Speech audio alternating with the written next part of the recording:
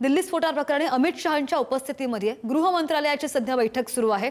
दिल्लीचे पोलीस आयुक्त बैठकीसाठी उपस्थित राहिल्याचं पाहायला मिळतंय। आयबी प्रमुख, एनआयए प्रमुख, गृह मंत्रालयाचे वरिष्ठ अधिकारी सुद्धा यावेळी हजर आहेत आणि ही जी बैठक सुरू आहे त्या बैठकीची दृश्य आपण पाहतोय। तपास आणि सुरक्षा व्यवस्थेसंदर्भात बैठकीमध्ये सविस्तर चर्चा होईल अशी शक्यता आहे।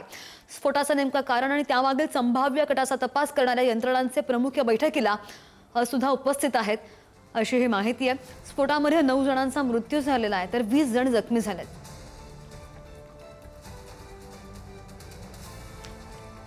दिल्लीमधील स्फोटानंतर आता अमित शहा हे बैठक घेत आहेत। अमित शहांच्या उपस्थितीमध्ये गृह मंत्रालयाची ही बैठक सुरू आहे आणि दिल्लीचे पोलीस आयुक्त बैठकीसाठी उपस्थित आहेत। सगळा आढावा आणि या संदर्भात आणखी माहिती करून आमचे प्रतिनिधी शिवाजी आपल्या सोबत आहेत। शिवाजी, सध्या ही बैठक सुरू आहे, काय घडतंय नेमकं बैठकीमध्ये? अमित शहा काय संबोधित करतात त्यांना? एकंदरीत जर पाहिलं तर 2 ते 3 घटना आहेत अलीकडच्या काळामध्ये ज्याच्यामध्ये दहशतवाद्यांना ताब्यात घेण्यात आलेलं आहे। एक म्हणजे सध्या बर्फ पडत असल्याच्या दरम्यान काही दहशतवादी पाकिस्तानमधून भारतामध्ये येण्याचा प्रयत्न करत असतात।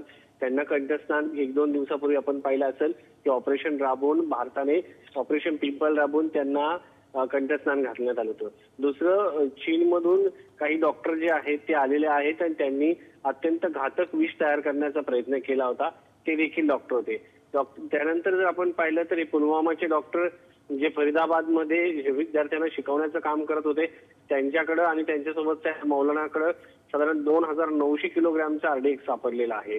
स्फोटक सापडले, त्यामध्ये वेगवेगळे अमोनियम नायट्रेट याच्यासह स्फोटक आहेत ते।